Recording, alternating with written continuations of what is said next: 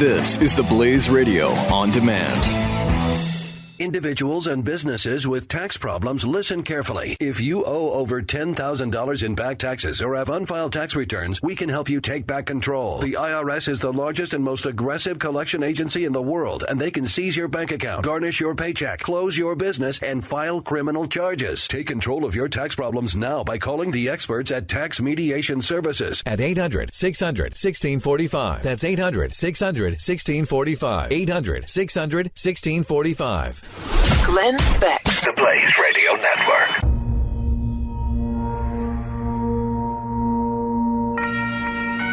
Hello, America, and welcome to the Glenn Beck program. So glad that you're here. We are going to jam-pack about 90 minutes of entertainment into a 3-hour period. It's quite a show to... Wait a minute, I think it's the other way around. Great show today. We're going to start with a guy who nobody in his world wants him sitting in my couch.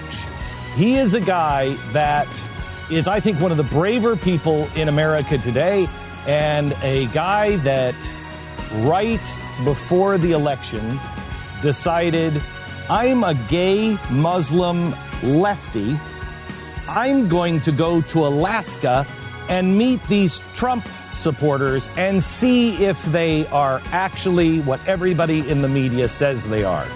And he wrote one of the most amazing articles that I have ever read. In fact, I think it's one of the biggest articles that we have ever published at glennbeck.com, and that is saying something. Really a refreshing voice. We start there right now.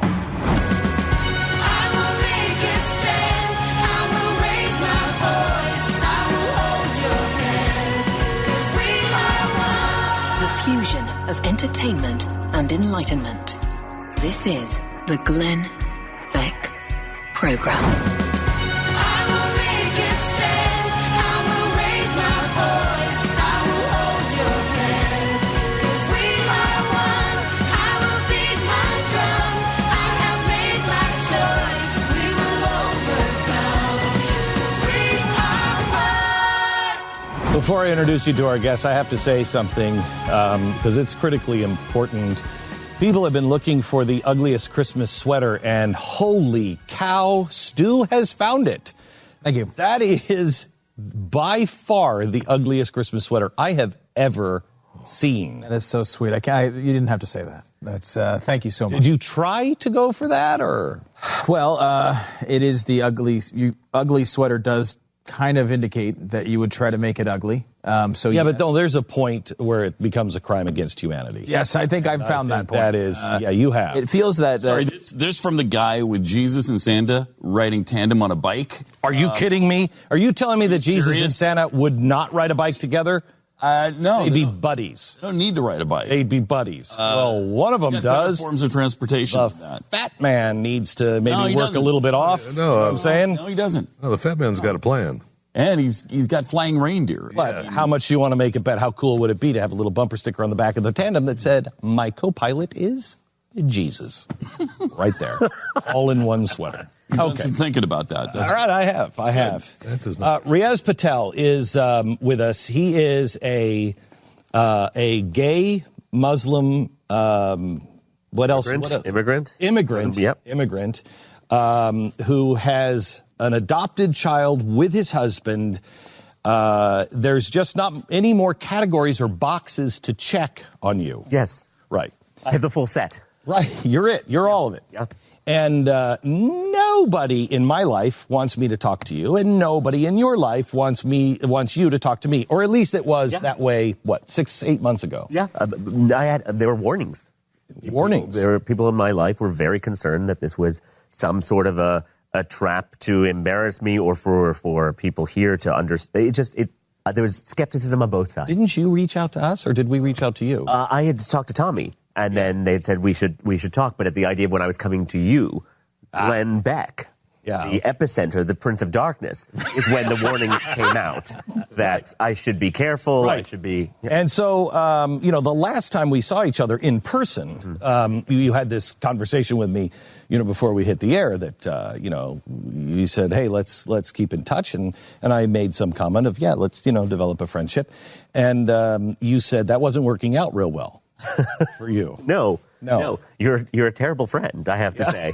I don't know. You literally disappear like a ghost, and that's friendship. Right. So someone has to teach you that there's actual constant communication. There's checking in. That's what friendship sort of becomes. Yeah, well, see, but just like you, probably with us, we didn't necessarily trust you. So Agreed. I had people check in with you. So people were your friends. Yes. Right. People weren't my friends. They weren't your friends. Checking in with me. They were checking in with you. Yes. Okay, but they weren't your friend. No. So when you went to Alaska, tell me about that experience. I think as someone who had had so many categories and labels applied to me that I did not feel were fair, I was starting to feel that kind of rage towards Trump supporters. And before the election, I didn't know who they were. I really didn't. They don't come across my path at all. And so I really was trying to figure out who these people are and what was their actual motives. You know how extraordinary that is? That's like nobody on the left does that. I mean, nobody on the right. I don't know if anybody on the right does it much either, but certainly no one on the left, because they're so insulated. They're so sure of the way things are supposed to be that they don't reach out and check and see if they're right. You said to me before we went on that you are seeing, and I want you to know, I think this should be universal. Agreed. I feel the same way on the right many times, but you said on the left, you're seeing things in a whole different way. Your own friends. I'm surprised by the level of judgment. I think there is a sense among a lot of people that I talk to that they have a sense of what you all think, what you all feel, and it's painted in very broad, unindividualized paint strokes, which is what I don't like about myself when people talk to me, you're gay, I think I know who you are. You're a Muslim, I think I know what that is. And so it started to rub me the wrong way just hearing it about someone else. And you and I sat down and we'd had a conversation and I'd made some conversation. I said, I don't know why white Christians are asking me X. And you said, well, why do you put us all in that category? And it really stuck with me. And I thought about it, and I thought, I'm a pretty open-minded fellow. Am I doing the exact same thing without knowing it? And so that was part of the impetus to go to Alaska, is who are these people that I think I have absolutely nothing in common with? And you found... I have more in common. The common ground is the ground we're standing on. Yeah. It literally is. There's so much commonality. So when I talk to people there and say, why are you voting? It's what's best for them and their family. Whether they've understood all the facts, whether their facts are skewed, whatever I could judge about that, they are voting for what is best for their family, as anyone is. And did you find any hate? No. I will say I have not.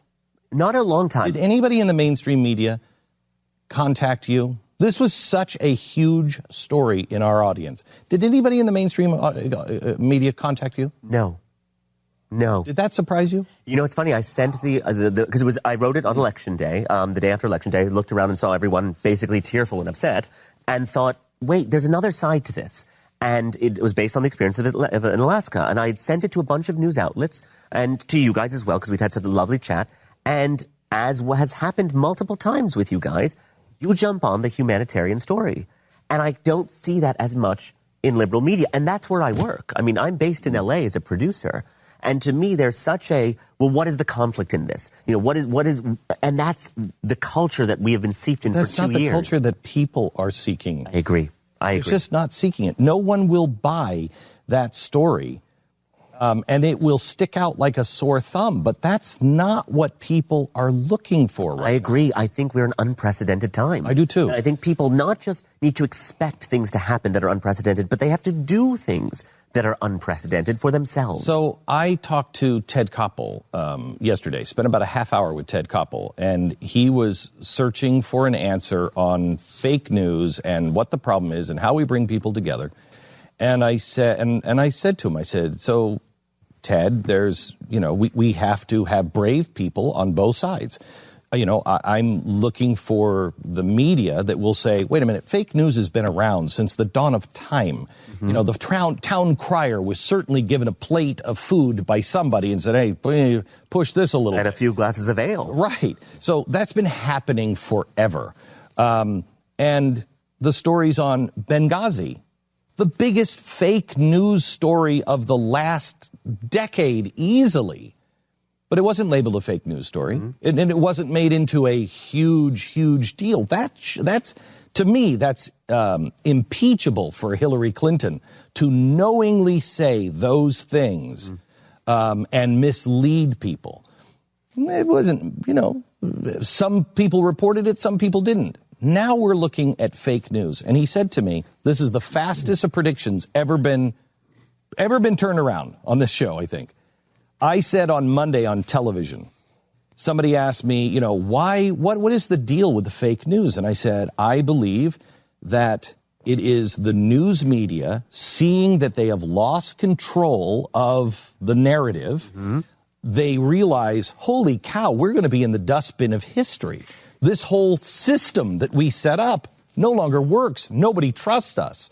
So what do? You know it's a dying empire when somebody reaches out for protection from the government. And so if you make a fake news story, the next logical step is we need to license people. So I said that Monday. Ted Koppel said to me, Glenn, the internet, people can just say whatever they want. Everybody's a journalist, but they're not. We need some sort of licensing to be able to make sure that you are a journalist. And just like we have a republic, not a democracy, because people aren't able to make rational decisions, we should have that in the news media. Wow. And I said, Ted, you can't silence people's voices. This is a great thing. Yeah. It's responsibility. And I haven't seen on the right or the left anyone actually saying, wait a minute, aren't we doing exactly what we accused the other side of doing? Yeah. Because we are. We've just switched chairs. Yeah. And when you talk about licensing, then you're doing things that totalitarian regimes in third world nations do. Yes. And that's a very, very slippery slope. Yes. And so for me, there is the hypocrisy of open-mindedness, and I put in quotes, is driving me insane.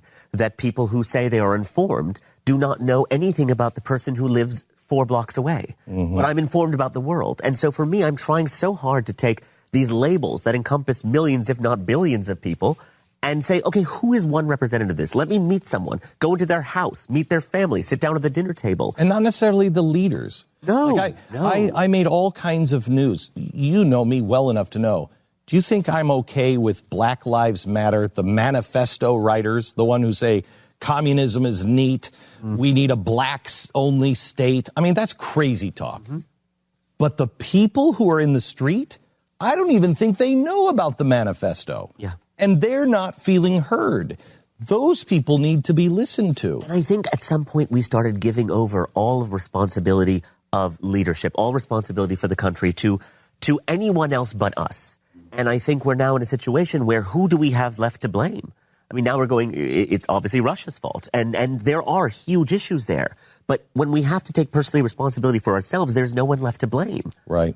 I mean, I've at the end of the day, my life I'm responsible for myself and my family and my children. So, Riaz, is there a way? Because Ted Koppel actually said, you're too optimistic to me. My God, we're in a different world. Where your sweater is starting to be the norm. Thank you. Right. So he said, you're too optimistic. And I said, well, what are you driving at? And he said, Glenn, there's no way back.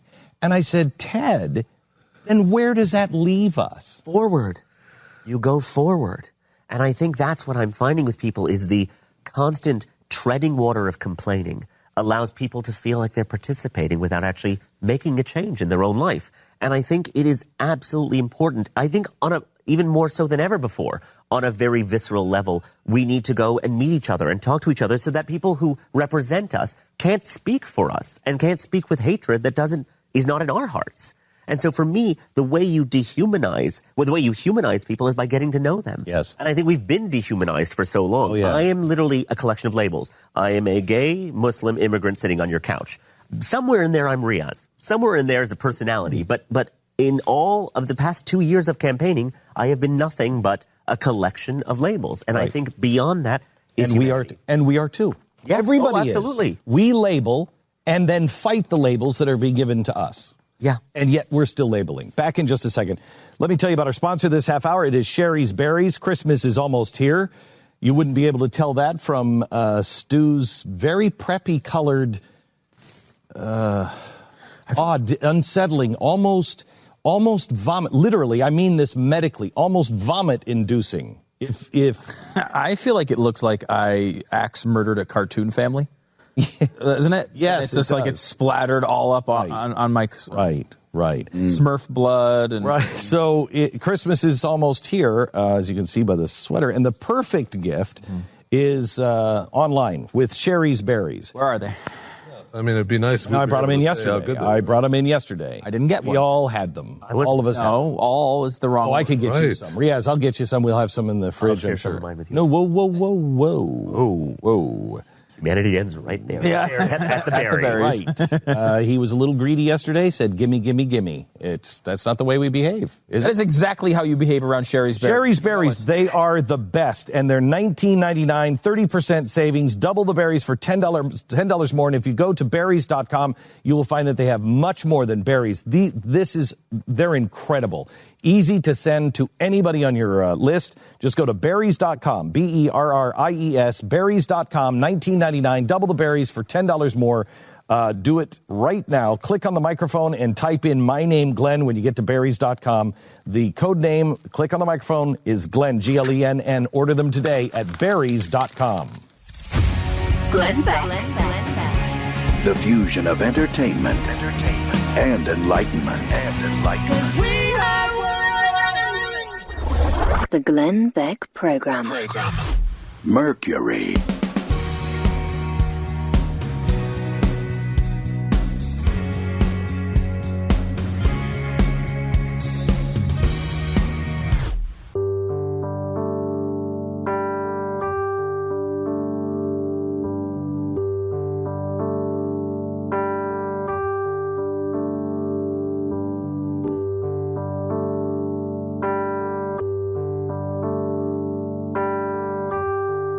You're listening to the Glenn Beck Program. Riaz Patel is with us. And I want to talk about, you just went to Saudi Arabia and had an incredible experience over there, and I want to talk to you about that.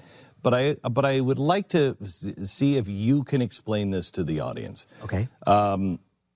Many people in my audience, even the ones who want to give me the benefit of the doubt, I have not been able to crystallize in people's heads why it's so critically important that we reach out to people. Because, and I know this has happened in your life, we talked about it a minute ago.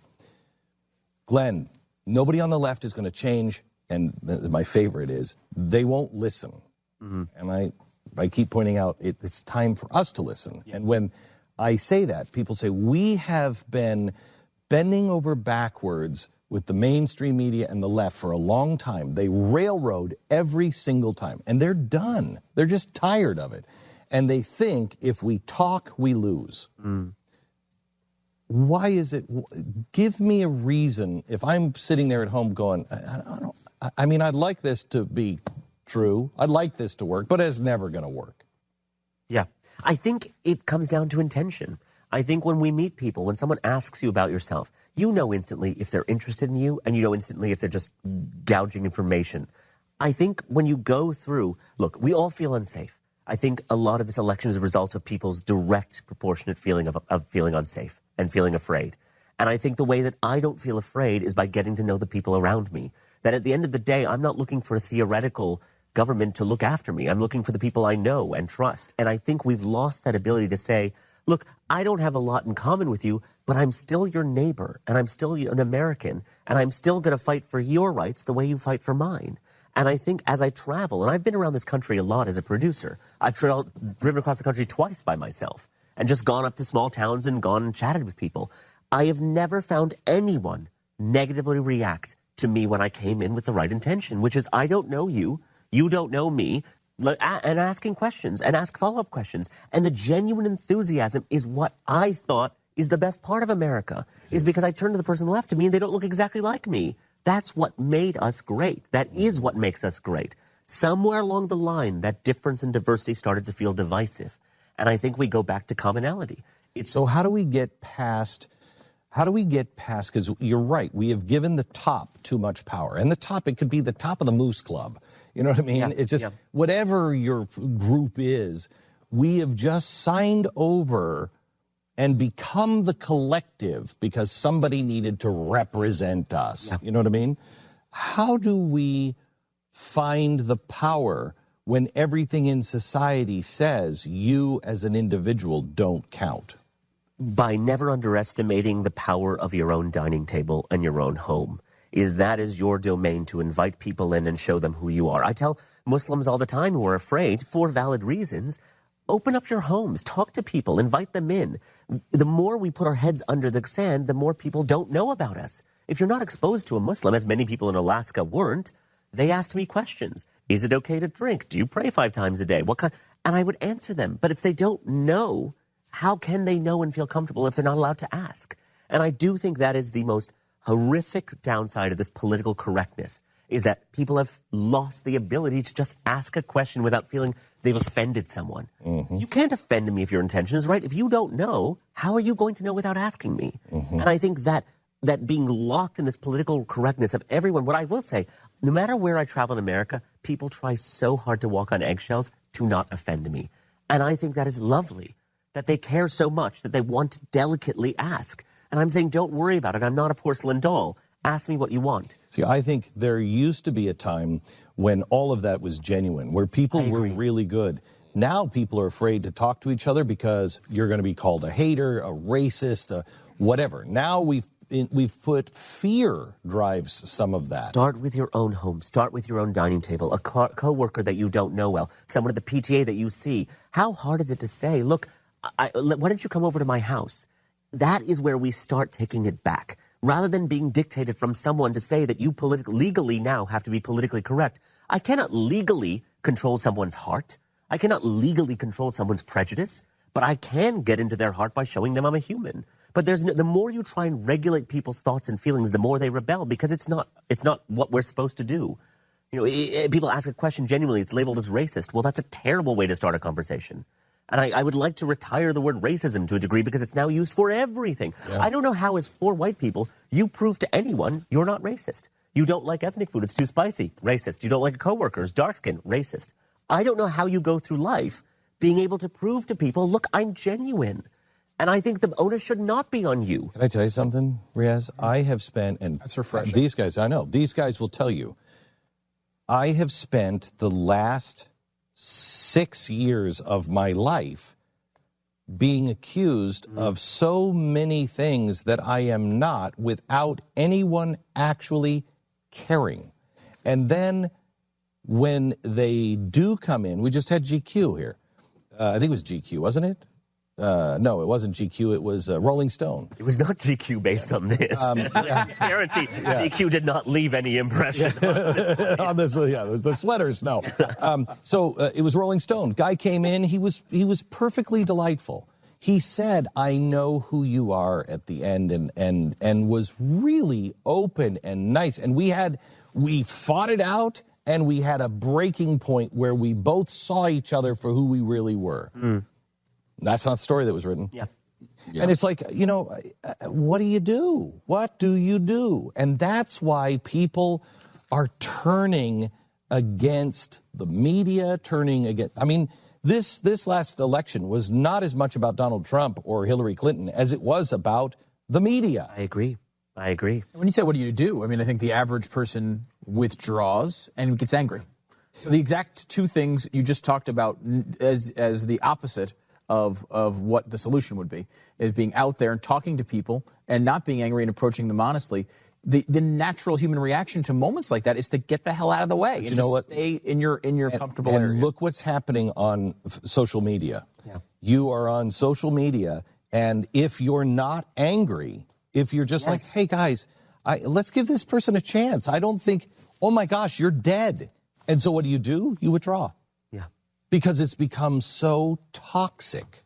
I think I've had, and we talked about this a bit, I've had so many people over the course of my life tell me that you shouldn't be here. Who you are is not valid, whether it's the gay side or the Muslim side or the immigrant side, that I think I had to build my own sense of, no, that's absolutely not true. So rather than trusting that laws could protect me, I had to find a way to protect myself mentally, to be able to create a space around me where people did not feel threatened, that if they came into the space in proximity with me, someone they'd never met, that they felt who I was. And that was something, but the key of that is I took my own power back.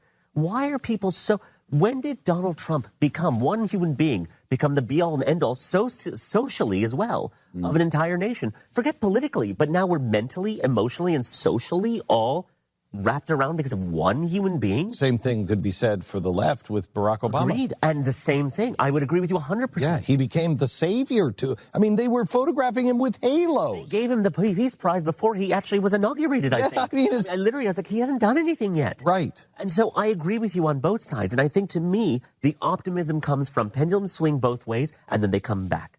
And I think we've gone left, now we're going right. Let's go back, but it's not going to come from the top down. It's going to come from us. And isn't it nicer to know that I have the control of my own home to dispel hate at my own dinner table? We have a great article that is on glennbeck.com right now. I want you to read it. It's about your trip over to Saudi Arabia and what you found. We have about 3.5 minutes. Sorry. Can you give me the highlight of that? Very much what I found in Alaska was confirmed in Saudi Arabia, that people are always looking for the worst. And I was shocked by how much more liberal it was, the progressions they made in women's rights that they're continuing to make. This country is galloping forward. And as a gay guy visiting, who's Googleably gay, I was very nervous. And none of that was there. Do they have progress to make? Yes. Could I just say, I don't think Googleably is Googleably. Googleably dead. You're saying Google your name and find out you're gay is what you're saying. that. Okay. Googleably gay. It's an internal. Googleably gay. That means Yeah, I love that. Well, we should use. So I knew that people would know. The open-mindedness I found, the progression of women, the cleverness of these policy meetings, of how they were not just saying women need to take the veil off and drive. How do you take a woman who's never been out of her house and tell her to drive? She needs to learn what the laws are, what her rights are, what her opinions are. And they're doing the subtle work that needs to happen for change. They're not doing big global change of we're going to do that. They're actually doing the policy and the work. And I was amazed by it. And what I learned in Alaska with these people who said, please tell them we're not dumb racists, was the exact same thing I learned in Saudi Arabia. Please tell them that we're not back in the Stone Ages, that we are turning the corner. Do they have more work to do? Of course. But if people are progressing forward, I am interested. Did they know in Saudi that you're gay? And that's okay? It was definitely something like, it was a bit like it was being gay here 20 years ago. Really? It was sort of not discussed. But, at some point I showed photos of my daughter and people asked about mom and I said, oh, it's two dads. And to some people it was the first time. But no one, they had an awkward moment, a few of them, and then they said, oh, so how does that work? And then they would ask questions. And that person now has met a gay parent. Yeah. Because someone told them, hey, this is who I am. This is my daughter. That probably doesn't happen much in Saudi Arabia. In some places in Saudi Arabia, it's got to be a death sentence. The religious police no longer can make arrests as of February. Why don't I know that? Really? Why don't I know that? I'm a Muslim. Wait. The religious police, as of February of this year, can no longer make arrests. I was talking to a woman who said she had a party, there was music playing, they called them religious police, and they said, what do you want us to do? Come and advise? We can't close it. They can't do anything. I was taken on a tour with a woman who had her hair uncovered, face showing the entire time, just us walking around bazaars. Not one person looked at her strangely, hissed. Not one. Why don't I know that? is because the story is not interesting. The Rolling Stone story gives you to be a villain, and the Saudi Arabian story is that all bad. I contend. I every time I meet with somebody from Hollywood or somebody from television, they tell me it won't sell. I contend it will sell. It will. In this new era, I believe it will. If we have reached a saturation point of conflict, where reality TV created this conflict that ended up in the biggest boxing match of an election, I think now the pendulum will swing and we can get to a place where people enjoy feeling good. Well, I sure enjoy talking to you. It's great. Mutual. Did you enjoy my sweater, or you didn't really? I felt a bit like the new kid in the cafeteria, and I felt like you would let me sit at your table, and I generally was allowed to. When I leave now, then I'll know what you really thought of me. But I felt like a kid at the cafeteria, and I felt very welcomed. Well, you're very welcomed here, and I hope to become friends. And I've given you my email address. Yes, and you have. I would, and I may give you mine. Don't. You want emails at 3 a.m. with new assignments? Thank you so much. Always a pleasure, honestly. And by the way, you can find his article on what he found, and you won't find this anyplace else. You can find it at glennbeck.com. They're just, as he said, they're just... nobody wants to print the good news and the things that you aren't hearing. This is one of those things. You can find it at glennbeck.com. Yes, thank you. Back in just a second. Our sponsor this half hour is Casper Mattress. Casper Mattress was invented with 2 high-tech foams that guarantee that you sleep cool and comfortable with all the support that you need. I have to tell you, these foam beds, I hate them because you wake up in the middle of the night and you are just sopping wet. Yes, they're so comfortable, and they're wonderful when you're in the showroom. And then you get them home, and they all tell you the same thing. Oh, no, it's very cool. No, it's not. I mean, if you grew up in hell, yes, it might be cool. In reality, it's not. Here's the way. Casper Mattress, they know that you can go and lay in a showroom and learn nothing, or they'll send the bed to you, and for 100 nights you can sleep on it. If you don't love it, ship it back. They come pick it up. There's no cost to you, and every penny is returned to you. Casper.com. Get $50 off the purchase of your mattress if you use the promo code Beck. Terms and conditions do apply. It's Casper.com. Casper.com. This is the Glenn Beck Program. Mercury.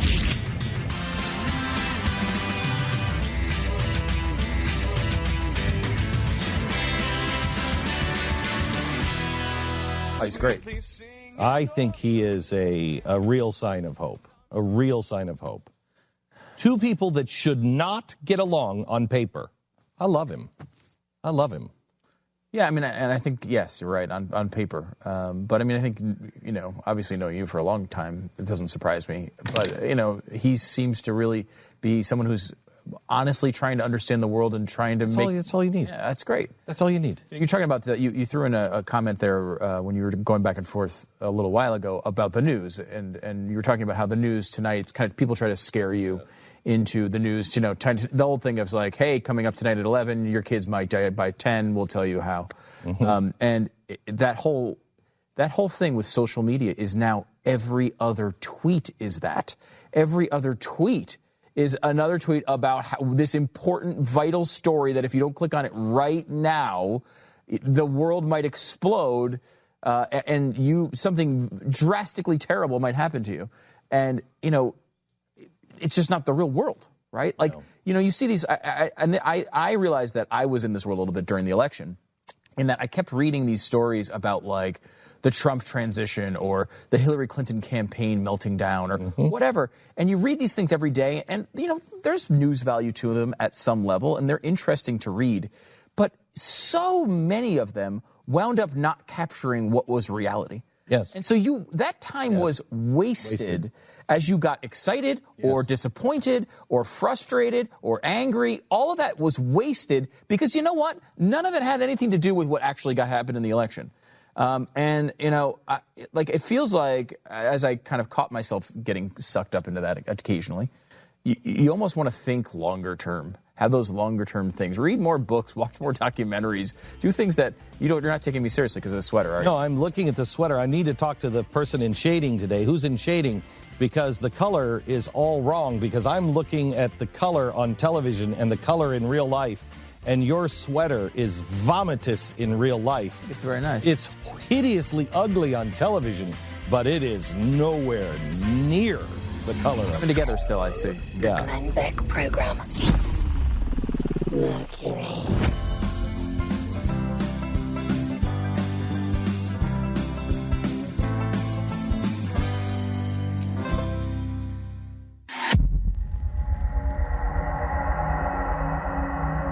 I got up and got my own. He got up and got his own. Get up and get your own, fatty. This is not going well. Hello, America, and welcome to the Glenn Beck program. So glad that you are here today. What's your favorite Christmas movie? It's a Wonderful Life. What's your favorite Christmas movie? Elf, Christmas Story. It doesn't count. What's your favorite Christmas movie? Either Home Alone. Doesn't count. What's your favorite Christmas movie? It's a Wonderful Life. It's a Wonderful Life. Christmas Good, Twist. because we have no. Oh, no, Christmas Icicle. Yeah. David and Tomorrow on The Wonderful World too. Jeez. Nice. Unbelievable. We have a guest on who's going to tell us some cool stuff about Jimmy Stewart, and in particular, things about It's a Wonderful Life that you've never heard before. What are you, a screw? Don't you know me? Are you working for Potter? We go there right now. I will make a stand. I will raise my voice. I will hold your hand. 'Cause we are one. I will beat my drum. I have made my choice. We will overcome. 'Cause we are one. The fusion of entertainment and enlightenment. This is the Glenn Beck Program.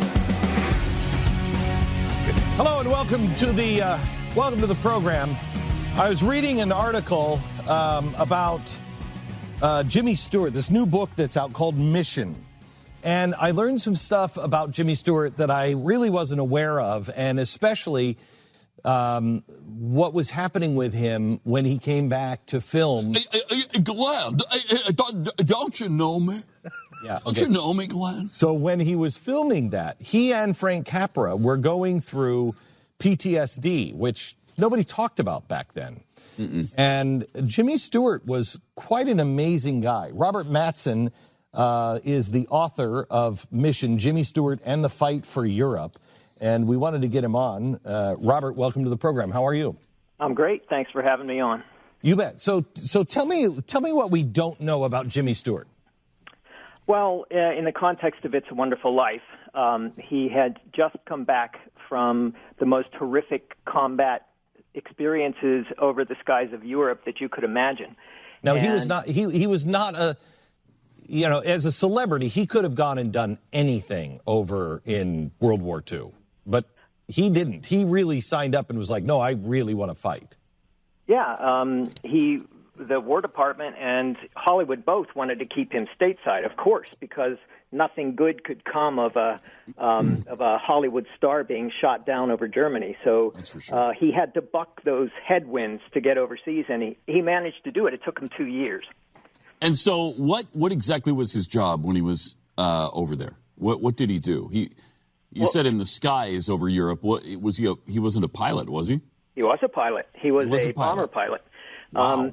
He had been a private pilot in his Hollywood years. That was the first thing he did when he earned a Hollywood paycheck, was learn to fly, and then he bought his own plane. And so he was ready. He wanted to serve, and he wanted to serve as an Army pilot, and that's exactly what he did. And at first he was training other pilots stateside. It was eating him alive. He wanted to go fight. And finally, he did get a combat assignment as a squadron commander in a heavy bomb group that went over to England in 1943. This guy was almost too good to be true, wasn't he? I mean, an American patriot, American hero, a tremendous actor, married to the same woman virtually his whole life, right? No major scandals that we know of. If we do, we don't necessarily want to know about him, Robert. Right. I mean, this is a book that I want to read this over the Christmas holiday because I love Jimmy Stewart. And are you going to wreck him for me? No, I'm not going to wreck him for you. I went into this project neutral on the guy. I mean, not a fan per se. Everybody loves It's a Wonderful Life. Well, almost everybody.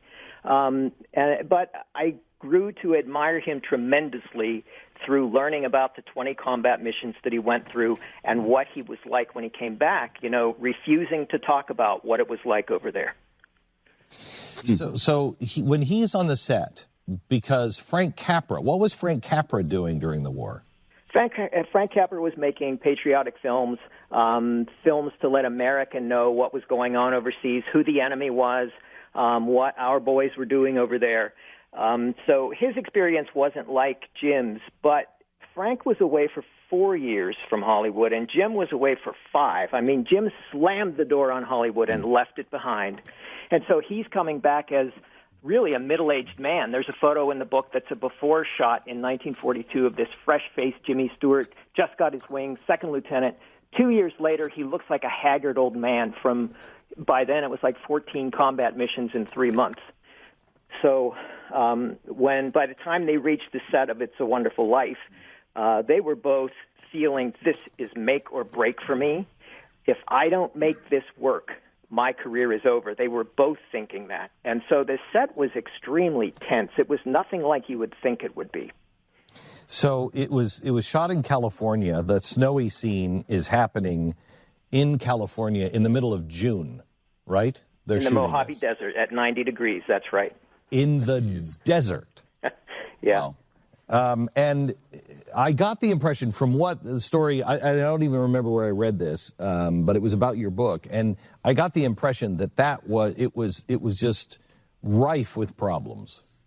Well, that particular scene was shot at the RKO Ranch in Encino, and they had to really invent a new type of snow that could withstand the heat and could still be slushy, could still look and feel like snow.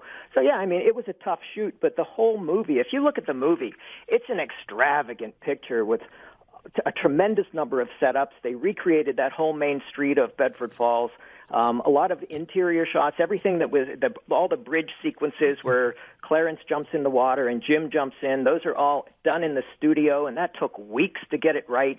Capra was a perfectionist. A lot went into that movie.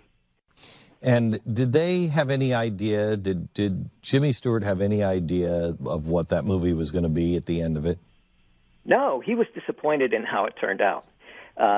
He was always a populist in the sense that if the public liked his picture, he liked his picture. If the public didn't react like he wanted, then he didn't like the picture. And It's a Wonderful Life was made right at the end of the war. A war-weary America, I don't think was ready for this particular picture. And it took another 10 years before it was embraced, and that was by television. And that's when Jim started to warm up to it, when everybody else did. How did he change? How did the war change him overall as a man? Before the war, I spent a fair amount of time talking about his romantic adventures with A-list Hollywood actresses, and he went through all of them. he was a player? Jimmy Stewart was a player? Big time. He told you he wasn't going to ruin him for you. Wow, I had no idea. Yeah. A player, okay. Because here he is. He's 6'4" and 140 pounds. And he thought he was just this gangly guy that no one would find attractive. So he had to prove to himself that he was attractive. That was his pre-war thing. But when he came back, he realized how superficial that was. He didn't need to prove that to himself anymore. He had also proved the other thing that he needed to prove, which was that he was brave enough to represent the Stewart family. And that's what mission is really all about, is his family mission to serve their country. And he proved that to himself. So he came back as a mature person who had been seasoned by all this death and devastation. And that's why he was ready to settle down, and he did it beautifully. And he also carved this career that emphasized the darker side of him that had come out of the war. This hardened, tough man came out of the war, and he started to play tough roles. What do you mean his family? His family had a long history of war heroes? Both of his grandfathers were in the Civil War. One of them was a hero of the second day of Gettysburg at Little Round Top, and the other one served with Custer in the Shenandoah Valley. And that grandfather, also named James M. Stewart, lived into the 1930s, and Jim learned all about war from someone who saw Lee surrender to Grant at Appomattox. Do these kind of guys exist anymore? Yeah, I've been asked that, and Pat Tillman comes to mind. You know, someone who just walked away from a very successful public career to serve. But they are few and far between. But even in Jim's time, they were few and far between. Because most people, they would do their rounds and they would be seen in the uniform. They would raise money, raise awareness, and not actually go in and fight. Was he a believer in what he was fighting against, or just a believer of what he was fighting for? Boy, that's a great question. Both. I think both. He was a tremendous believer in the cause, and it was the happiest time in his life. He said that often. He said that he was never happier than doing this righteous thing for this righteous cause. Being a pilot in World War II, it was quite surprising that he lived, honestly. I mean, how many missions did he fly? He flew 20 exactly, and at one point on one of his missions, on February 25th, 1944, an anti-aircraft shell hit the flight deck of his B-24 Liberator and blew a hole between his feet, 2 feet across. And his map case fell out the hole and went down to Germany. And that was one mission too many. When he landed that plane, it cracked in half.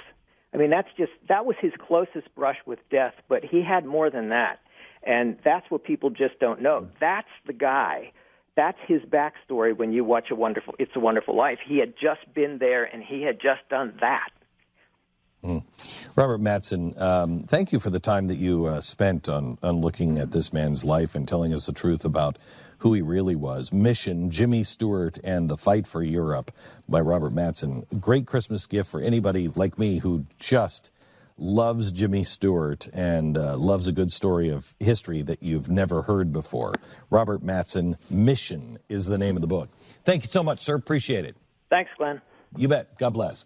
All right, I want to tell you about our sponsor this half hour. It is Goldline. Yesterday, the Federal Reserve increased the key interest rate. They've been threatening to do this forever. Anybody remember? This is another one of the predictions, Stu, that I know that you have written down someplace. I said they won't raise the interest rates until the next president has been elected and the next one is coming in. That's when they raise it. And here we are. Yeah. Here we are. They have been holding back for as long as they possibly could, and then some.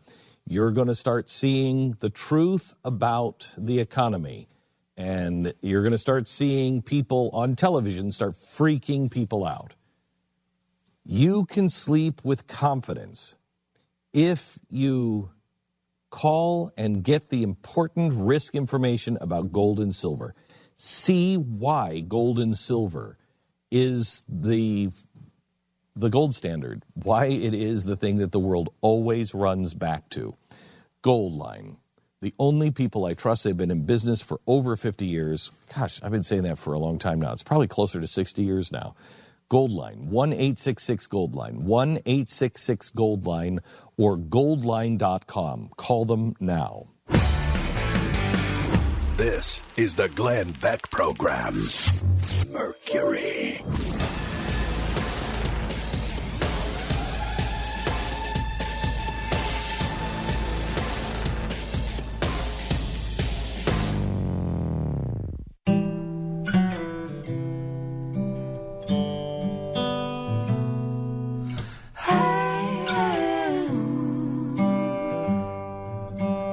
The Glenn Beck Program.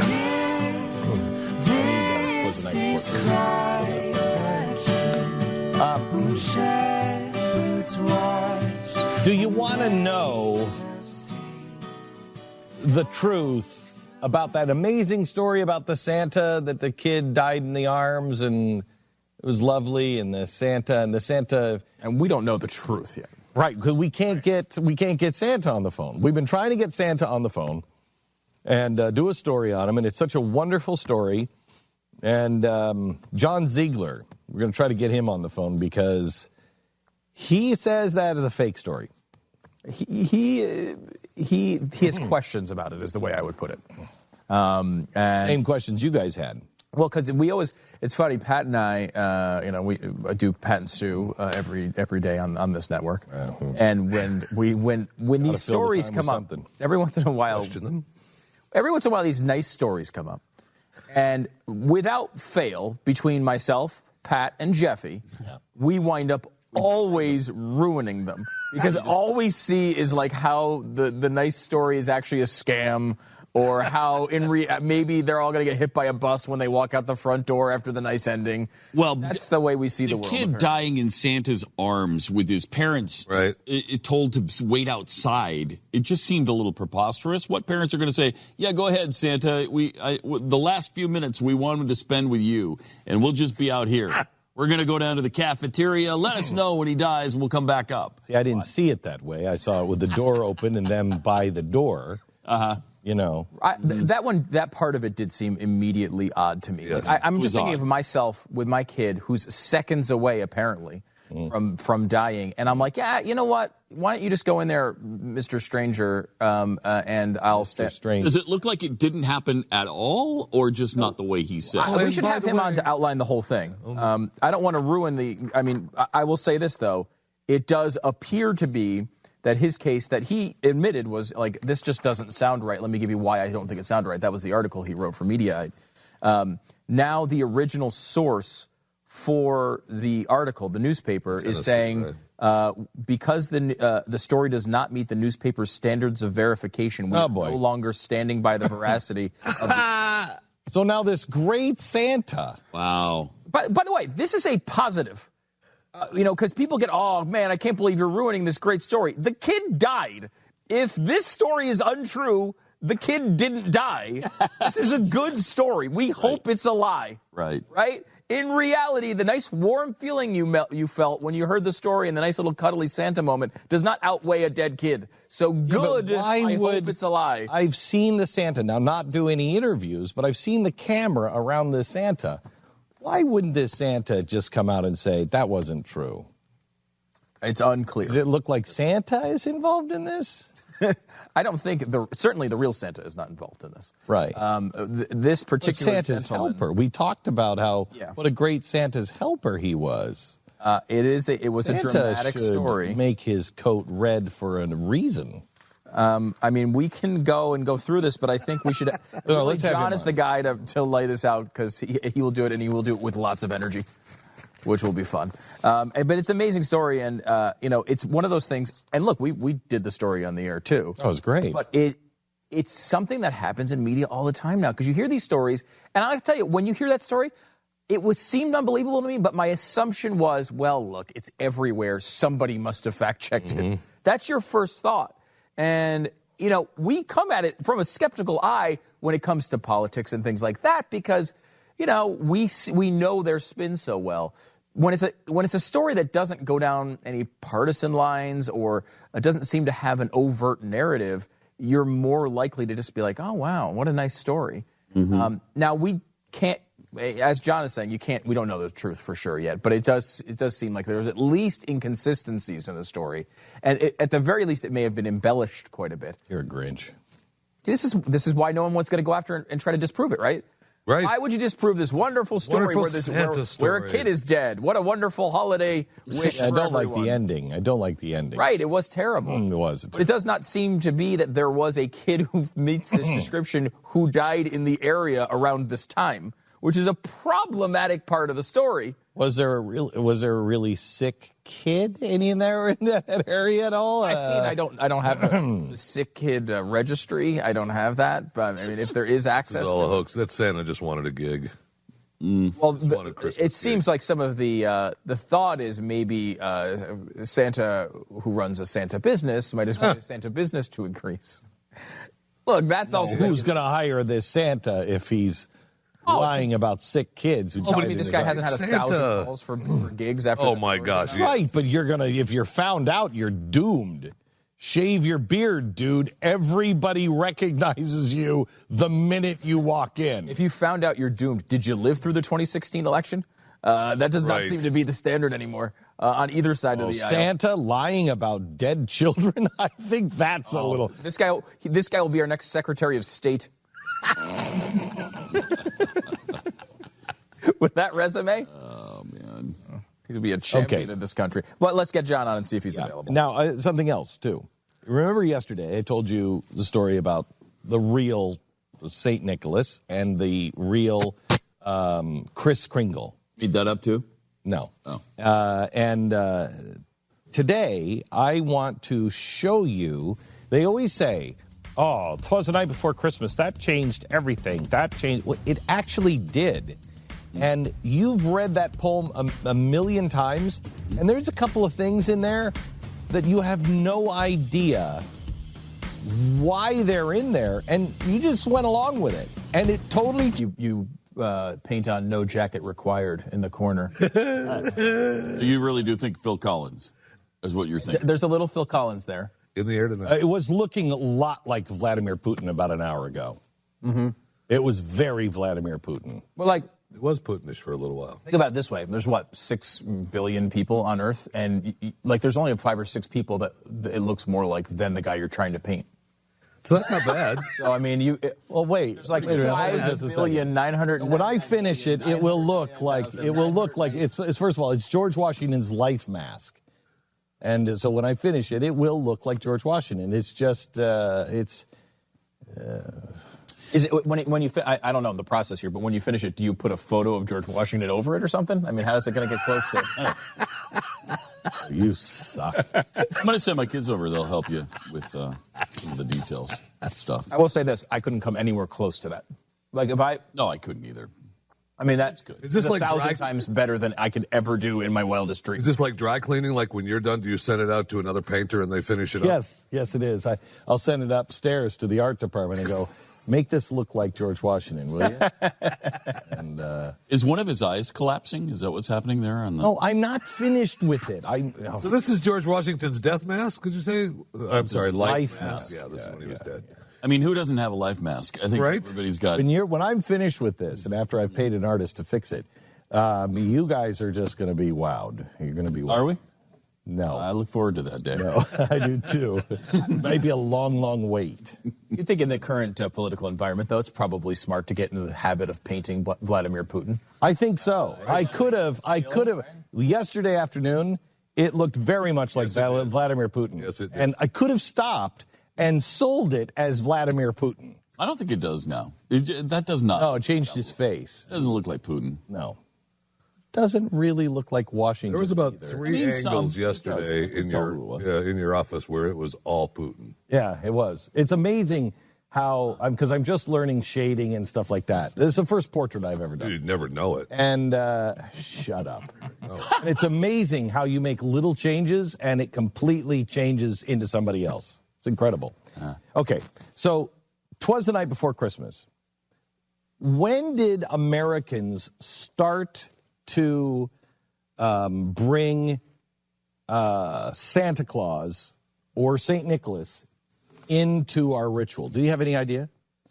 When did we even start celebrating Christmas? Mid 1800s. Do you remember the exact year, Jeffy? First, if I remember right, we celebrated in 1805. no, first state to do it, I think, was Louisiana. I think it's around 1835 or 39, somewhere in that area. It was pretty low key, though. Yeah, we were just talking about it in 1805. Yeah. So it was not something that we celebrated. We found it garish. We found it really offensive. Yeah. St. Nicholas was brought over by the guy who wrote the Ichabod Crane. What was that? Was that The Legend of Sleepy Hollow? That's Washington Irving, isn't it? Yeah, I think so. Yeah. Okay. So Washington Irving. Poems are not my specialty, but yeah. I think so. Washington Irving wrote something for New York. and wanted to make something very, very American. And so he wrote, the first appearance of Santa Claus was made by Washington Irving. I think it was about 1805, but he was traditional St. Nicholas. He had the bishop's staff and the vestments and everything else. He was nothing like St. Nicholas is now or Santa Claus is now. So when they changed him, when he became the Santa that we know, it was because of 'Twas the Night Before Christmas.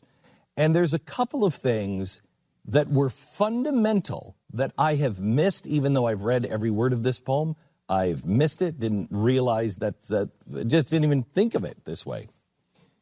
Let's go to here. I was in my kerchief. Ma was in her kerchief. I was in my cap. I flew to the window. On the breast of the new fallen snow, gave luster of midday to object alows. And what to my wondering eyes should appear but a miniature sleigh and 8 tiny reindeer. A little old driver, so lively and quick, I knew in a moment it must be St. Nick. Can you tell me anything interesting about that? Describe him. Describe what just happened. There's a little driver. He's lively, he's quick. Must be St. Nick. Mm-hmm. There was snow. And a miniature sleigh and 8 tiny reindeer. Mm-hmm. Now, I've never taken that to mean anything. Right? Just a sleigh. Mm-hmm. No. It was a miniature sleigh.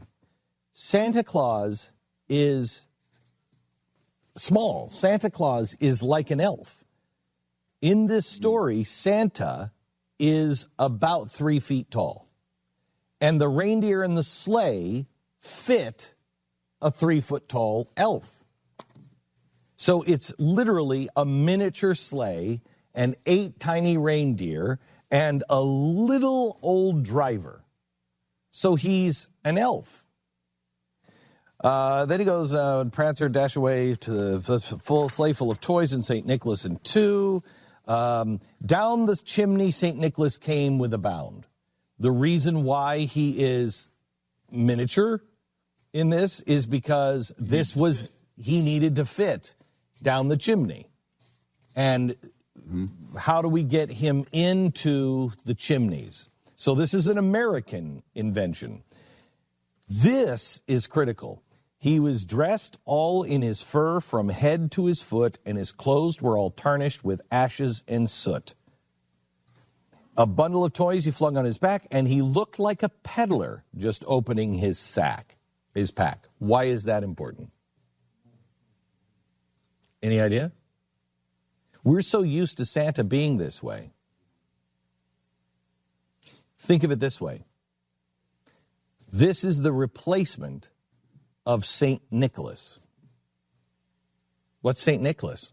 What's he dressed as? Well, don't know. Probably a poor man. St. Nicholas is dressed as St. Nicholas, a bishop. Oh, not a. He's got the golden bishop. He's got the golden staff. He's wearing very expensive vestments. He's wearing the bishop's hat. So this is anti-Catholic. Yeah. First of all, let's take the Catholicism out of him, okay? And let's not make him remember what the church in the 1800s. How was the church viewed? Not just Catholicism. How was the church viewed in America, the old European church? You weren't going if you were just a regular person. You were going if you were a landowner. If you were a regular person, you didn't even have a seat in the church. It was for the landowners. So you weren't going to church. They didn't care about the poor people back, in the 1700s in England and in Europe. So this guy is not investments. If you were poor, how would a poor man make clothes? You'd butcher animals, and you'd make their skin into your clothes. So this is saying he's a poor guy. He looks like a peddler. Mm-hmm. He's a poor guy. Not when we think of him in the in the furs, in the red suit and the furs and everything else. We think of it now like today in that beautiful, velvet. No. This is a guy who was a working stiff, lived out in the woods, made his own way, was an elf, and had to make his own clothes, and he made his own clothes. He didn't even have the money to go and have a loom.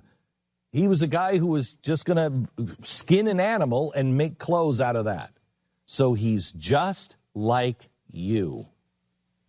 That's what he's saying. His eyes, how they twinkled, his dimples, how merry. His droll little mouth was drawn up like a bow, beard on his chin was white as snow. The stump of a pipe he held in his teeth, and the smoke, it encircled his head like a wreath. Why, I've always read that and I've thought how politically incorrect this is now. Santa is smoking. This is really politically incorrect for an entirely different reason. Any idea what it might be? Did the bishop not smoke? Nope.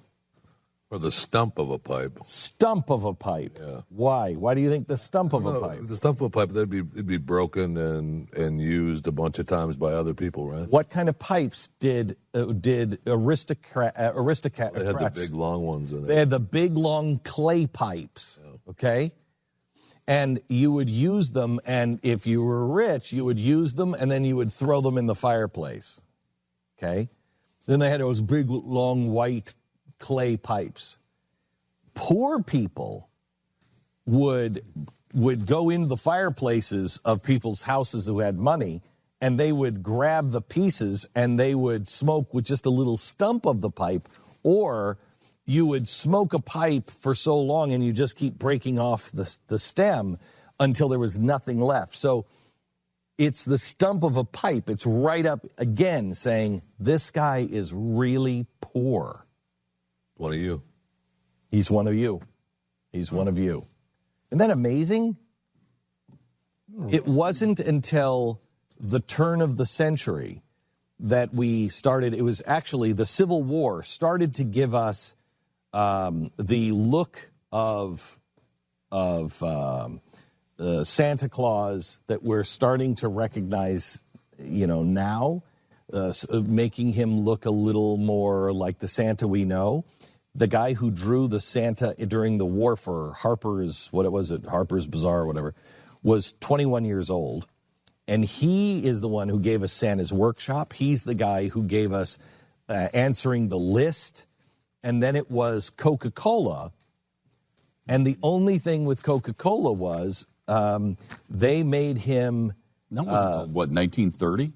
Yes, it was in the Great Depression. Mm-hmm. And there was an interesting thing about what Coca-Cola did to Santa to change him. And I'll tell you about it here in just a second. First, our sponsor this half hour is Simply Safe. Simply Safe has just a tremendous home security system. There's nothing more important than your family's safety. The holiday season, people break into homes all the time. They're desperate, and some people just want your stuff. Now is a great time to get the protection that your family deserves. The company I recommend is Simply Safe, and the home security system is the Defender package. Right now you get $200 off, which is a savings of $200, but it means that it's $399. I mean, think about how much money these companies are making by charging you $40 and $50 and $60 a month for home security.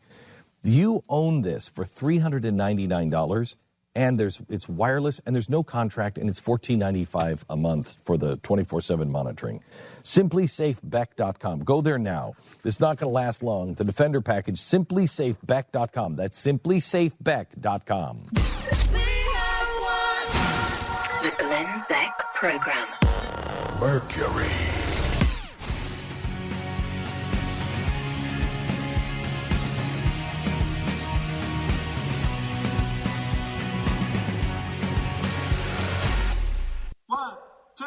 One, two, three, four.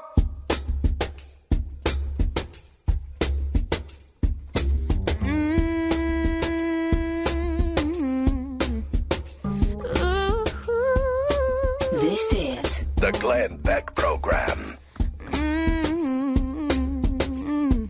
And by the way, this Santa story you're going to be able to hear all about on the next His Story, which airs Tuesday, 5 o'clock, only on The Blaze. The story of St. Nicholas, the story of Santa that you have never heard. How did we get where we are with Santa?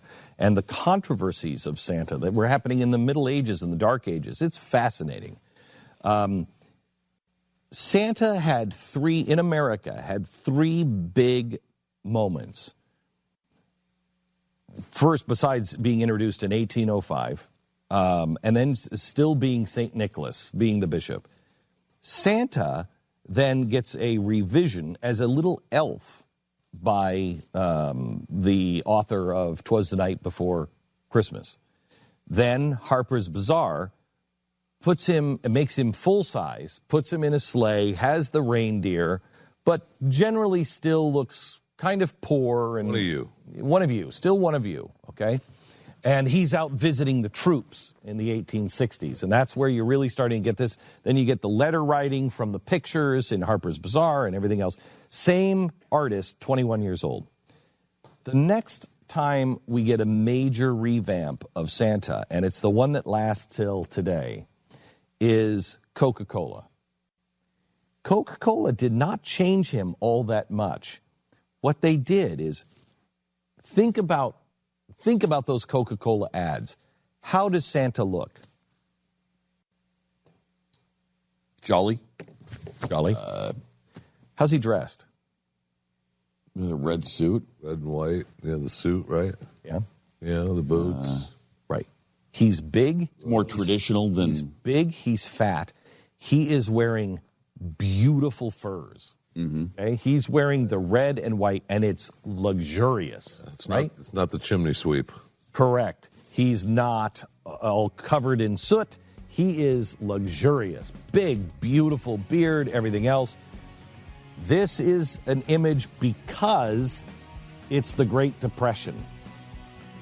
The artist can't even draw the Coca-Cola bottle in his hand. Coke insists that they put the bottle in his hand alone, and Santa changes forever. The Glenn Beck Program. Mercury.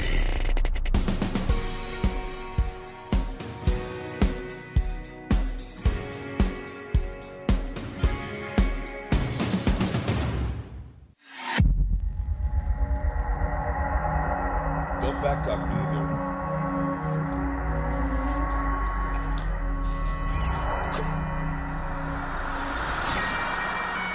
Hello, America. Welcome to the Glenn Beck Program. On tomorrow's broadcast, the truth about progressivism. You'll learn more on tomorrow's program. It's a special edition of the Glenn Beck Program on progressivism. You don't want to miss it. 3 hours only on tomorrow's broadcast. Today, fake news. There's a fake news story, a possible fake news story, and it involves an unbelievably heart-wrenching story about Santa and a child that dies in Santa's arms. May not be true. John Ziegler is here to investigate and rip our hearts out of our chest, show it to us while it's still bleeding and beating. We go to John right now.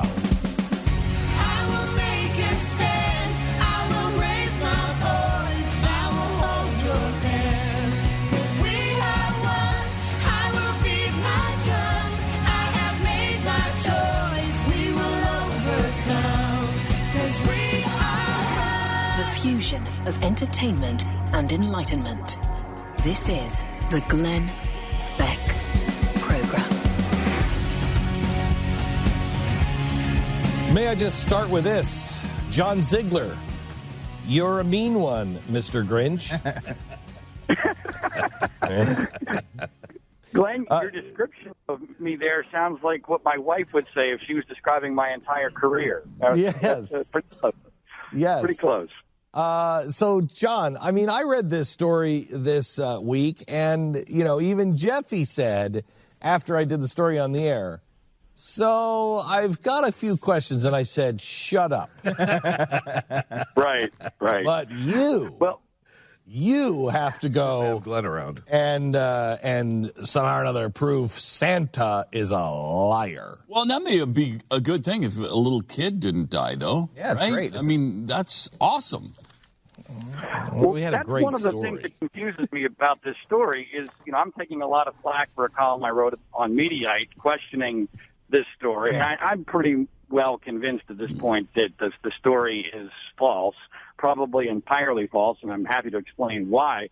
But you're exactly right. This is good news. I don't believe that any 5-year-old boy died in Santa's arms. So good. Okay, explain it here, John, because, I mean, the Santa looks like such a great Santa's helper. I can't believe this guy would intentionally.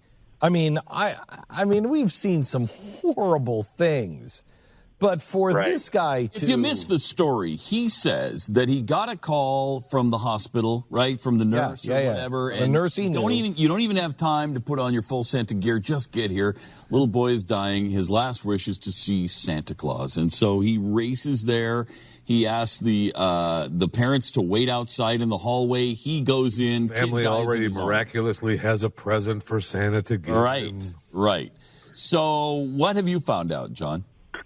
Well, I think what Glenn has inadvertently done is put his finger on why the news media bought this story and why the original columnist, not a reporter, a columnist for a small newspaper in Knoxville, Tennessee, bought into this hook, line, and sinker. Because I believe this guy, this Santa, was imbued with all of our projections of Santa Claus.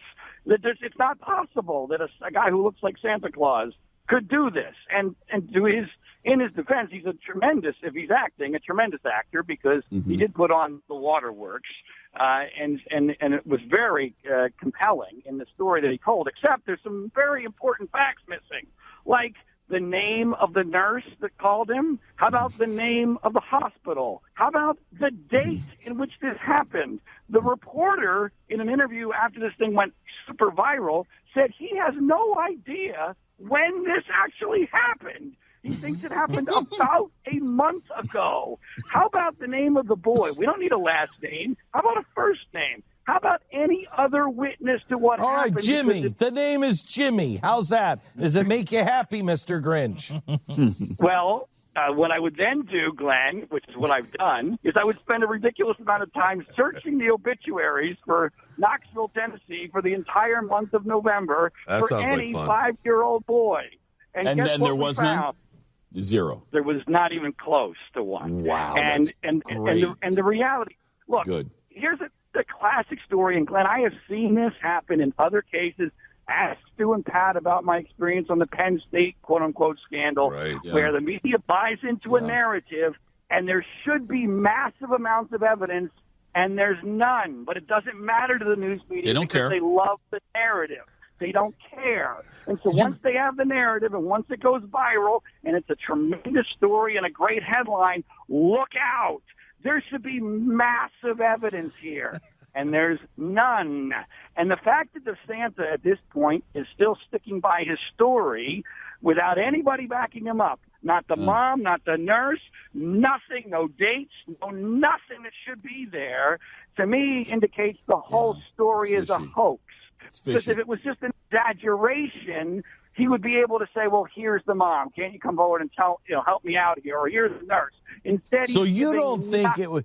You don't even think there was a kid at all? Well, I mean, could there possibly been a germ of truth somewhere? Yeah, but I have and this is purely speculation on my part, but I think one of the weirdest elements of this story is that he says that his wife went to Nashville from Knoxville immediately after this happened, and he stayed in Knoxville because he was so emotionally upset. Now, being married, that immediately says to me, well, wait a minute. Is this a cover story for some reason why he needed to be in Knoxville and not go with his wife to Nashville? And this thing got blown out of proportion when a reporter asks him about it. Interestingly, the reporter says that he was mystified by this. Boy, this Santa really didn't want to tell his story. And as a matter of fact, at one point, he almost backed out of doing the story with me. And I'm thinking, duh, Of course, he's almost backing out because it's not true, and he's afraid that this might end up coming back to bite him, never realizing that this is an important part. Hang on, Mr. Ziegler. By the way, Ziegler, is that a Christian name? Actually, it is. I get. The Trumpsters like to call me a Jew boy, but I'm actually quite Christian. I'll believe it when I see your baptismal certificate. I'm actually from outside of my daughter's Christmas recital. If that gets me the point. Right, I'm sure. What are you going to expose that as a fraud to? Now, let me ask you this. So, John, are you... Now, I know this is your speculation, okay? I know you don't have verification. But did you just speculate that Santa was cheating on Mrs. Claus, and this was a cover story? I didn't say that. You said that, Glenn. I'm saying it's consistent with there needing to be some reason for him to stay behind in Knoxville while his wife was America heard you say it, John. Gosh. America heard you say it. John, is it possible at all that this happened in October, or have you checked October records too? Well, I've not checked October records, but the reporter is positive that this thing happened in November. And although he doesn't have a date, but by the way, the date is also not lack of date is important because it doesn't have verification, and there should be a date easily. But think about it logically. In October, what 5-year-old boy is thinking about Santa Claus as he's dying? Yeah, it's too early. It's too early. The story makes no sense. What mom leaves their dying son alone with a total stranger? Yeah, that's the one that That's the most preposterous. That's the one that got me. Because, I mean, you picture your kids. It's like they're a minute away from death. You're going to be like, oh, I'll just hang out in the hall while you're with Santa Claus. It just doesn't feel like something you do as a parent. You'd stay in the room no matter what. You might have been hungry. And by the way, you hadn't been eating very much. The cafeteria is about to close. Somebody's there to sit with a kid. I'm going to go to the lunchroom for a minute. I'm going to grab a sandwich. Yeah, as he's dying within the next 5 minutes. I doubt that. Yeah, I'm going to say that. And by the way, the parents already have a gift ready to go in early November for a Santa who, by the way, interestingly, part of his story, Glenn, which is suspicious to me, he doesn't have his full Santa garb on because he was rushing out of the house. Well, the nurse told him not to. Die. Well, doesn't that give him the ultimate out here, plausible deniability for why no one remembers a Santa Claus in the hospital and why no hospital right now is verifying this story in the Knoxville area? To me, it makes much more sense. Have you called the hospitals? Have you called the hospitals? I did not, but Snoops did, and they have not been able. In fact, that's what really started the ball rolling this morning, that the newspaper had to back off the story because they get this. This is journalism in 2016. The newspaper said that their investigation, which began after they originally reported the story, cannot verify any of the facts. Yeah, here's an investigation for the story. Yeah, here's the quote. Since publication, the News Sentinel has done additional investigation in an attempt to independently verify the account. This has proven unsuccessful. Although facts about his background have checked out, his story of bringing a gift to a dying child remains unverified. The News Sentinel cannot establish that the account is inaccurate, but more importantly, ongoing reporting cannot establish that it is accurate. Therefore, because the story does not meet the newspaper's standards of verification, we are no longer standing by the veracity of the account. I will tell you, John, the guy said earlier today that, Glenn, he's just trying to do this, get his name out, pump up Santa business because he's a great Santa. I got to tell you, this wrecks this guy. Shave your beard, man. You are going to be the pariah of Santas if you made this up. But Glenn, again, I think it's possible this thing snowballed out of control and he never intended it to go this far. I think it's really one of the many things that got my antenna up was this coming from a small market in Knoxville, Tennessee. I don't think anybody involved in this story had any expectation it ever gets beyond Knoxville. But because of the world we're now living in, things can explode overnight. And how about a little bit of focus on the news media? We're talking about major news media outlets that pick this story up, hook, line, sinker, with zero scrutiny, zero follow-up, and zero corroboration of any of these facts that don't exist. That, to me, is the real part of the story that matters because it exposes how broken the news media is in 2016. By the way, that's partially how we got Donald Trump as our president. Do you think there's any chance that he's just going over and above to protect the family's identity and keep their privacy, and he's maybe manufactured some of the details to throw people off the trail? This morning, I wrote my story for Mediaite last night. We decided to wait another 12 hours or so before we went with it because we were waiting. Okay, is it possible that somebody will come forward? At this point, this story has gotten so big, there's no way that the nurse doesn't come forward, the mom doesn't come forward on background, somebody to back up this guy's story. There's just no way.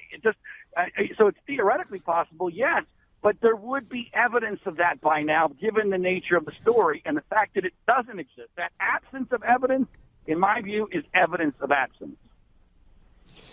John, one last question. Yes, Glenn. The jolly old elf hears what's being said about him, hears that his affair on Mrs. Claus while she was baking Christmas cookies has been exposed. Yeah. He takes a leap without the flying reindeer. Oh, boy. Then how do you feel, John? You killed Santa. Well, my 4-year-old daughter is not going to be happy with me, I can assure you that. I will be in the doghouse for sure. Wow. Yeah, I'm one of these weird guys, Glenn, to whom the truth still matters. And no, I know. Truth I appreciate you doing this. I bought into it too, and I wanted to believe because we questioned it, and I'm like, just leave it alone. Just leave it alone. I wanted to believe. But that's why it went viral, Glenn. Yes, and that's I know. why it's important that we expose this, because this happens on more important stories than just this. Yes, you're exactly right. And John, I appreciate you coming on the show and appreciating your incredible, seemingly incredible amount of time to investigate something as silly as this, and yet it is the story of our days. This is what we're going through now on everything. Thanks so much, Glenn. Hey, one of these days, let's talk about that Penn State story. It's so similar. It's unbelievable. But I appreciate your support. Thanks. You got it. Thanks, John. John Ziegler. I really like him. He's great. He's really brilliant. He's great, and he's right about the Penn State story. We should revisit fascinating. That. The whole Joe Paterno thing. He's really passionate about. Wait. Oh, you don't know about that? This is a wormhole. It is a wormhole. He's like, not only is Joe Paterno not guilty of anything, it didn't even happen. What? Neither is what's-his-face, the guy who's in jail for it. What's his? Sandusky. Yeah, Sandusky. Didn't do it either. That's John's case. And he says there's a mountain of evidence. Good case. He makes a really, He makes a good case. Oh, when we get back in January. Yeah. We get back in January. I have to hear that. Because if that's true, we need to, that's injustice. Oh, definitely. That's injustice. Huge injustice. We need to help. According to John, a humongous injustice has been done. And part of it was because Joe Paterno is conservative. Or was. And he probably still is. And well, we don't I'll even more so now. Probably more so. Probably doesn't change his political affiliation. No, probably not. Now this. Sherry's Berries. The irresistible berries. They have also new seasonal treats. Have you guys go on Sherry's Berries? Go to berries.com right now and look some of these up. All right. They're unbelievable. Berries.com. Yeah, berries.com. Berries. I'm there. What am I looking for? Yes. Just look for something besides the berries. Oh, how about the 9 Christmas cheesecake bites? Oh, we've had the cheesecake bites. We've had those. They are delicious. Oh, and Christmas cheesecake pops. Cake pops and truffles. Oh, their cake pops are great. Christmas caramel. Salted caramel. I'm so into salted caramel. I am too. Christmas tree cheesecake pops. Oh, yeah. Oh, man. Okay, so the berries are unlike, if you've ever had chocolate-covered fruit, forget about it. It is nothing like that. These are the best strawberries, and they are delicious, and they're unbelievable. But I contend the other stuff that they have on Sherry's Berries is even better. Yeah. And the berries are hard to beat. This is a product, as you can tell, all of us deeply believe in. All of us. Freshly dipped strawberries from Sherry's Berries. You could double the berries for $10 more. They're $19.99, 30% savings. Take advantage of the deal by using the promo code Glenn. Go to berries.com, click on the microphone in the right-hand corner, and type in my name, Glenn. Sherry's Berries, a gift for year-round. Berries.com. This is the Glenn Beck Program. Sign up for the newsletter and get all the info you need to know at glennbeck.com. Mercury.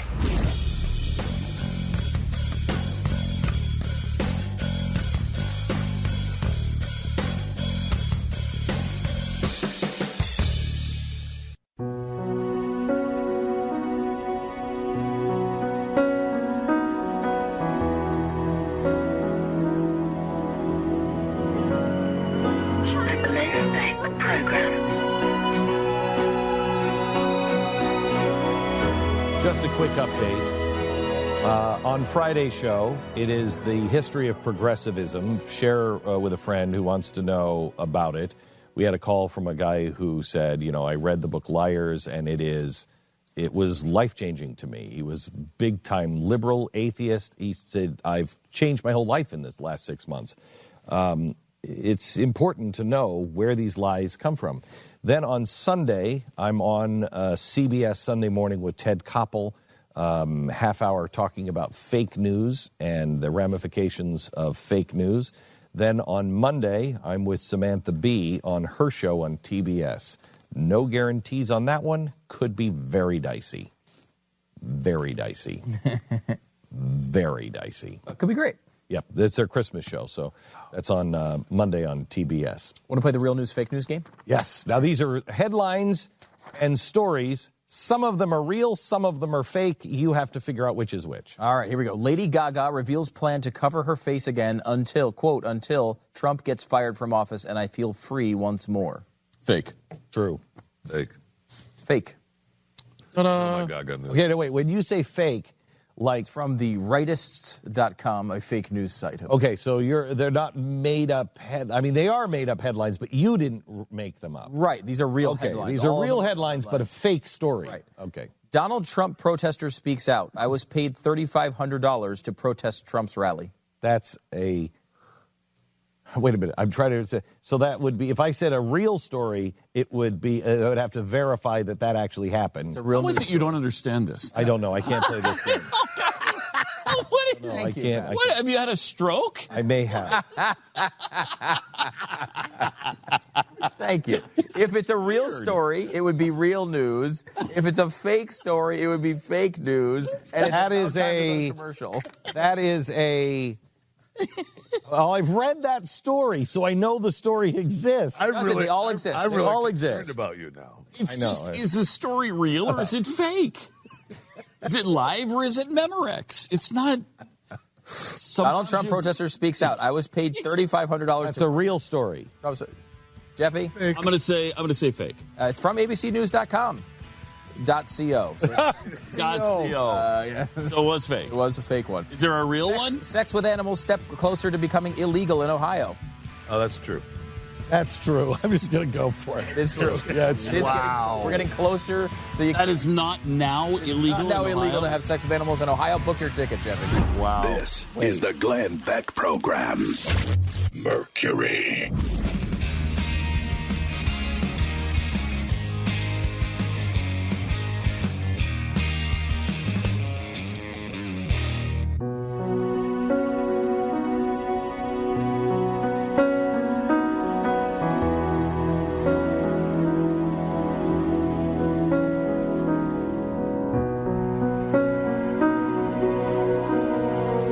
I can see the truth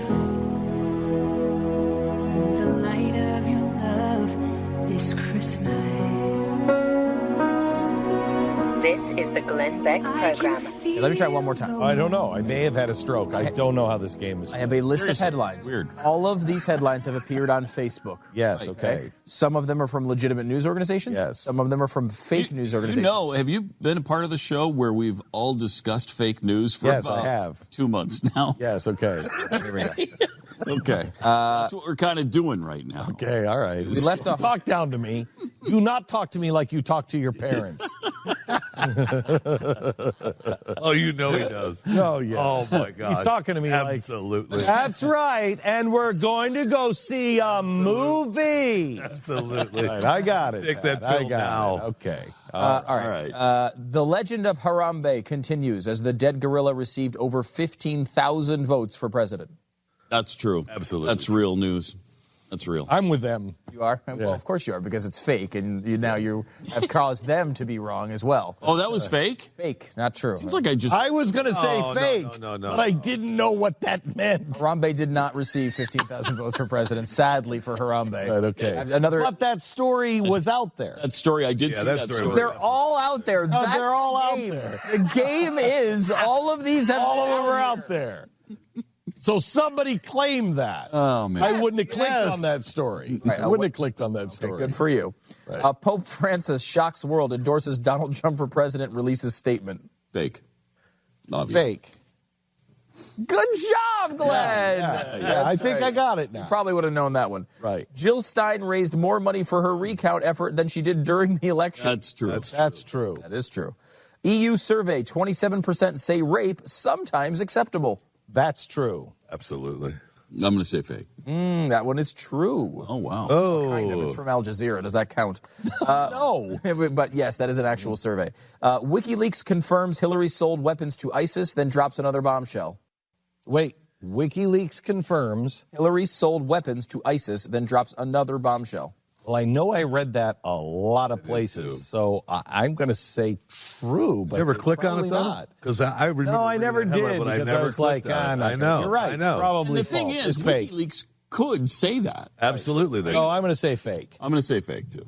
It is fake, but what you guys just went through is what I think so many people do. Yeah. You see the headline. I've seen that before a few times, and when someone brings it up to you, in your head is, I've read that headline. Yeah. You don't And I've remember- seen it several times, Right. so it couldn't. Right. I mean, it was just not from one place. Wow. Hillary's ISIS email just leaked, and it's worse than anyone could have imagined. Now that's fake. True. I think that's true. It is a fake one. Oh, you got one. FBI agents. More than one. Now that I understand this now game, you- I'm rocking it. Well, it was so convoluted at the beginning. Real news Yeah, or fake news. it was really- How could you play? Who could know?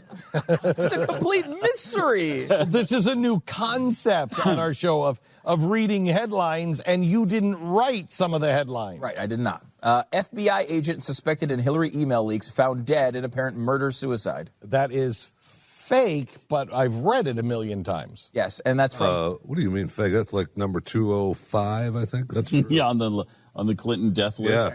Yeah. that was from a website called the Denver Guardian, which would make you think... Which is the guy, that is the guy who NPR Oh, that's the interviewed. one. Yeah. How about LeBron James' first step to protesting Donald Trump? Oh, that's got to be true. Yeah, there's nothing, okay, so here's the nothing pattern that outrageous I'm noticing. about that. Yeah, there's nothing outrageous in that headline, so I'm going to say yes. I'm going to say fake because he's already talked about that. And I'm I'm going to say no. true. Okay, that is true. It is from true? From the New York Post. What's his step? I We didn't read it. I mean, that could be nothing. Like my first step is, I don't like him. I think it might have been the safety pin thing. I think it might have been. Yeah. North Carolina man says he set fires because he was bored. That's true. That's true. That is true. RuPaul claims Trump touched him inappropriately in the 1990s. Could have happened, but it's a fake story. I think that one's true. I'm going to say fake. It is fake. But I mean, It could have happened. It could have happened. happened. It could have So happened. what you look at a lot of these, the fake ones in particular, are things that wind up having. They push your buttons. They push your buttons. They try to get you excited. They get you angry. Yeah. A lot of times they try to create outrage. And they do what the Santa thing did. Like the RuPaul thing, I'm thinking that's Trump.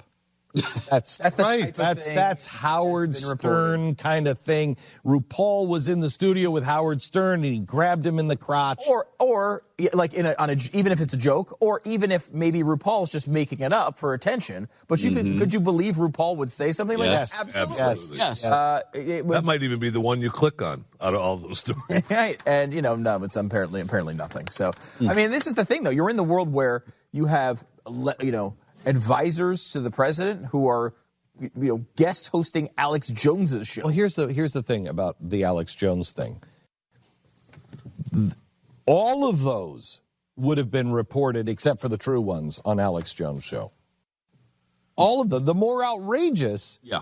Oh, yeah. I mean, the more he likes the it, the thing that is so amazing to me is the fact babies thing. Yeah, that he won't go down a logical road that the greatest enemy in American history, the Russians, are trying to influence. Not that they stole the election. Hillary lost the election. Period. Open and shut case. Done. Hillary lost the election. It wasn't the Russians.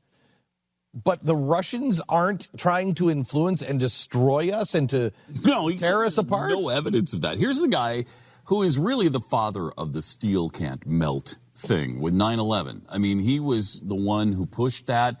He might have even been the one who started it. But he definitely carried that story There down the isn't road. a conspiracy that this guy won't embrace. Not one. Except for that one. Yeah, right. And we put together a little montage of just a few of the things that he does accept, and then we finish up with one he just can't get his head around. I was told by a genetic engineer about a project they were on in England. They had in tanks people with gills, and they're little babies, and they're just gulping, clawing at the sides. You see a turtle at the zoo, and it looks out, and you feel for it. They got humanoids crossed with fish and stuff. Brain chips in the trips. They give the trips special vaccines that are really nanotech that already re-engineer their brains. Now, there it is, the gay bomb. What do you think tap water is? It's a gay bomb, baby. There's also reports about the feminization of fish and frogs. Large percentages of them are bisexual. I don't like them putting chemicals in the water that turn the friggin' frogs gay. I'm sick of being social engineered. It's not funny. Globalist. I've gotten a lot of criticism for not coming out and saying that Sandy Hook is an inside job. And by the way, he has said Sandy Hook is an inside job. God, we're not going to keep babies alive and harvest their organs. We're not going to sell their parts for women's cosmetics. We're not going to have Pepsi with baby flavoring in it. It's coming out very, very quickly that the entire election was manipulated by the Russians. Narrative is a huge, gargantuan, colossal hoax. Wow. That's the first, yeah. That's the one. So that's too far out there to We've believe. harvested baby parts to flavor Pepsi Cola is not too far out. No. But the Russians trying to affect our media is. No evidence of that. That is just amazing. That is just amazing. It's so weird. I mean, you look at. There was a pretty lengthy. It is all circumstantial with the Russia stuff. I mean, but this is how intelligence works. I mean, they go. They don't. You're never going to have the Russians are going to be like, yeah, gosh darn it, you're right. Oh, you caught us. Should have done it. No, not true. Putin doesn't. But you do have on record on the night of Super Tuesday. You have what's his name, Alexander Dugin, on YouTube in English. Talking about this is the guy we have to back. This is what we have to do. We have to do all we can to make sure we get him elected. Right. I mean more like forensic evidence of who hacked. Like they have a lot of really good information. All the what? No, all of a sudden I'm just saying, it's like he's talking Dr. Seuss, and we have a lot of evidence of who hacked. What? The last can of who hacked. You have had a stroke, haven't you? During the show? Is it just Me and Sarah ongoing? Palin, we both had strokes. Okay. That is it. I don't know. Well, I'm just looking at this awful Christmas sweater, and you're talking about who hacked. That is great. It is. I will say more it is obscure than any of my 70s lyrics, by the way. But it was good, right? good, It was yeah. good. I liked it. He stole the last can of who hacked. I like it. I do. I like it. I will say with your painting, there's no evidence of a stroke. A full-out one.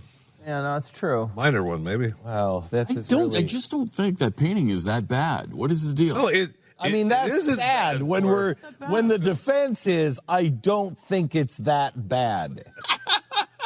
Well, I mean, it was much better. No, it's going to hang in the Guggenheim, but it's not. It's well, it's not finished yet. better than I could do. It's not finished. I keep changing it. The more I change it, the worse it gets. I didn't even realize Guggenheim looked like that. Anyway, what were you saying, Stu, with your fat mouth? What were you saying? I really don't know where I was. No, what were you saying? I was listening to you. About the hacking in from the Russians. Oh, man. Who hacked? That's what he was saying. The Who's hacked the Russians. And this looking into it. Do we have Did time? Putin himself carve the roast beast? I don't think so. There are reports today, or maybe it was, I don't know if it was this morning or last night, where they're saying Putin directly had a hand in the hacking. Like, I don't know that he was necessarily typing, but like it was like his thing. I believe it. I mean, I do too, but I mean, again, and that's not to say that Trump was going to lose. Journalists. Right. Yeah. Doesn't mean Trump was going to lose. People will take that as like this big attack on Donald Trump. It's not at all. It has nothing to do with Donald Trump. Yeah, he was going to win anyway. It has everything to do with Vladimir Putin. And Vladimir Putin is happy that we're having this conversation. And Vladimir Putin did not make Hillary Clinton not go to Wisconsin during the entire general election. Vladimir Putin did not make Hillary Clinton dump millions of dollars to run up the popular vote in New Orleans and Chicago so they could win the popular vote, thinking they didn't want to have that situation where they won the Electoral College and didn't win the popular vote. Nor did he make James Comey come out with the investigation stuff. That's really what lost the election. That's what lost the election. Sure is. She was well ahead. And again, that doesn't work on almost all candidates. An email, and that's why you're hearing about. That's why you're hearing about fake news and everything else. You're not hearing about Comey. If you really want to know why Hillary Clinton lost, all you have to do is look at her polling numbers. Yeah. She is universally distrusted and disliked. Everyone's trying to say that the polls were so radically wrong. They weren't. They weren't. It was. She's going to win by the popular vote was right. And so here's what happened. When you have two people who are really unlikable, let's try the new one, because I know what she's going to do. Yeah. And by the way, the polls, I mean, the pollsters have been beaten up. The average poll in the week leading up to the election, there were 17 of them, I believe. The average poll had Hillary Clinton winning by 2.8 points. The final popular vote total is going to be Hillary Clinton by 2.1. Oh my! That is not a problematic. That is not a poll issue. That's almost dead on. He won in the states he had to win. That is what is important. He did what he had to do. He ran a better campaign than Hillary Clinton. There's now evidence that Hillary Clinton was telling volunteers that wanted to go to Michigan to stay in Iowa, where she had no chance. And who knows, one of these things easily could have cost her the election. Okay, let me tell you about our sponsor this half hour. Officials are warning of an increased risk of identity theft this holiday season. We've been telling you this for forever. Who is the number one country backing hackers? Who hacked? Russia. Russia. The Who's. The Who's. Who's hacked? Down in Whoville. Anyway, make sure you're protected with LifeLock. If you're a LifeLock member, you become a victim of identity theft. Their U.S.-based team will work to resolve your case. Free credit monitoring only detects credit problems. LifeLock helps detect and fix the identity problems. Nobody can prevent all identity theft, monitor all transactions at all businesses, but LifeLock is the best identity theft protection available. Right now, for a special 15% discount, you can call and get it, 1-800-440-4936. Use the promo code BECK15, save 15%. Right now. Offer ends December 31st. Promo code BECK15, 800-440-4936. You're listening to the Glenn Beck Program. Mercury.